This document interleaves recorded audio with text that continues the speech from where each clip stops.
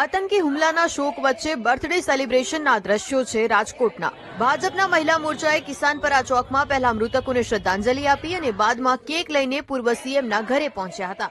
આ પછી તેમના પત્ની અને ભાજપ અગ્રણી। નમસ્કાર દર્શક મિત્રો, બોટાદ દસ્તક ન્યૂઝમાં આપનું હાર્દિક સ્વાગત છે અને હું છું એલડી મકવાણા।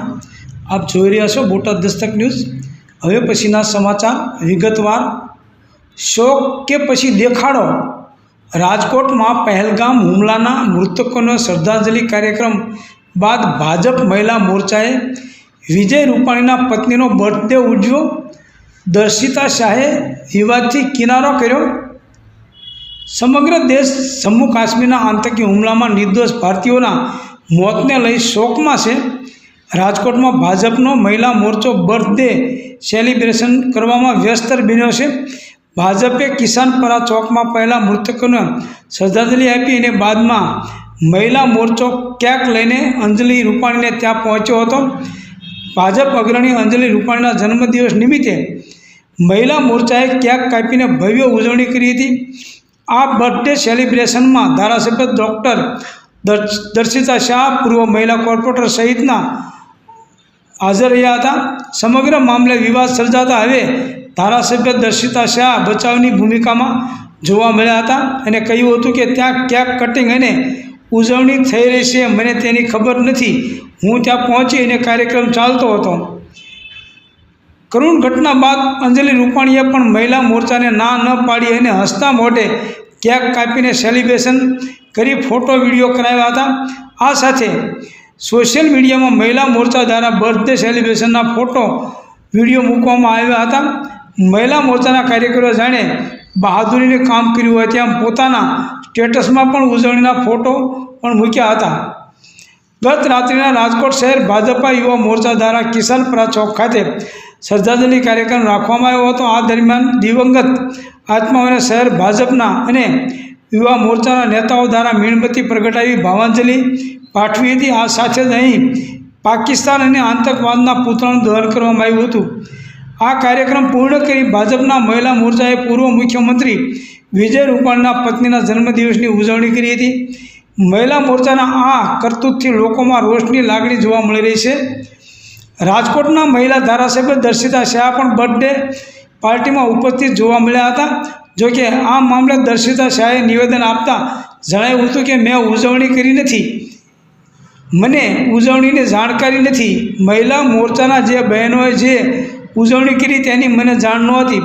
એ સંગઠનનો પ્રશ્ન છે અને તેનો વિષય છે, એ સંદર્ભે હું કંઈ ન કહી શકું।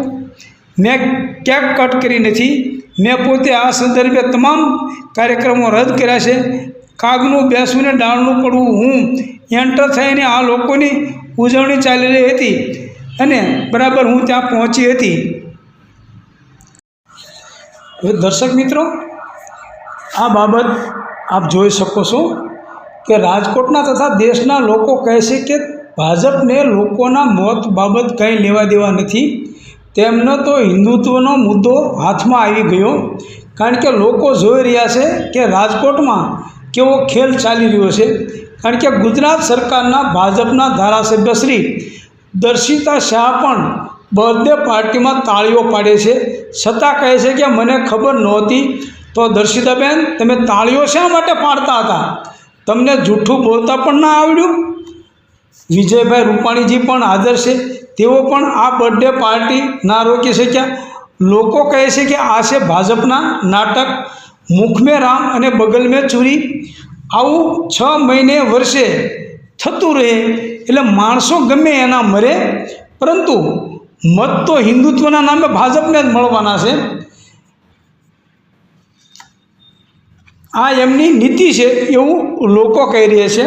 ખરેખર દર્શક મિત્રો, અમને